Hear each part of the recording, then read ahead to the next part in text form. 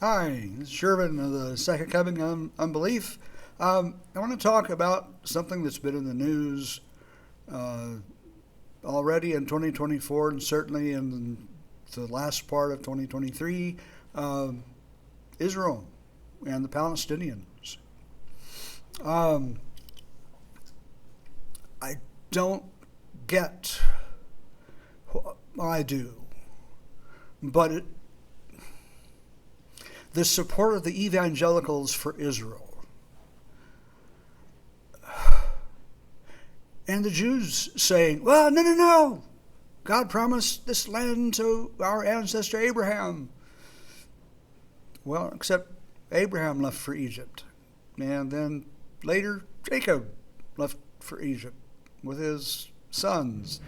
And there was the Babylonian captivities. So giving Abraham the land forever maybe didn't mean what they think it means. And as a student of history, I'm very sorry that the Holocaust occurred. It was a terrible thing. Um, and people should have some nation to belong to, and nobody seemed to want the Jews. But when they created the nation of Israel in 1949, I think they signed the treaty. It was 48 or 49. It almost seems like Israel signed the treaties with their fingers crossed behind their back. They never had any intention of a two-state solution. It was always about the extermination of the Palestinian people, which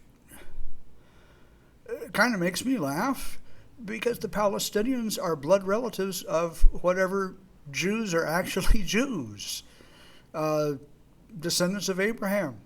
So are the Palestinians. I find it laughable that we look at that evangelical Christians look at a book that was never intended to be for America, intended to be about American politics. For evangelicals to say, no, no, no, this is the Word of God. Well, except, okay, here's the English teacher. If you write something, you have a person in mind that you're writing to, which in the Old Testament would be the people of 900, 700, and BCE and succeeding generations.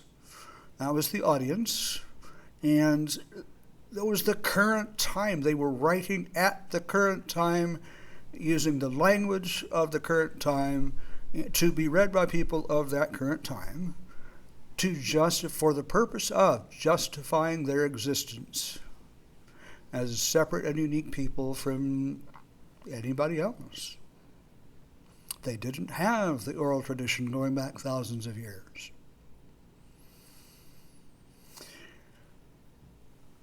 And the people that wrote in the previous, the first millennium BCE were not speaking about American politics. They didn't dream the Atlantic Ocean existed, most certainly not North America. And it's absurd to say that the Bible has predictions about American politics and what's going to happen. Because it doesn't. And it seems very unchristian for the evangelical community to say, we're egging on Israel because as soon as Israel rebuilds the temple on the Temple Mount, then the Antichrist will come, and then Jesus will come back. I'm going to heaven, fuck you. That doesn't seem very Christian. Wouldn't you want as many people as possible to experience it with you? Why the hurry? I'll talk in a later video about the concept of eternity. But the current mess in Israel was not prophesied. Abraham did not exist. And so promises to Abraham are empty words that never existed in the first place.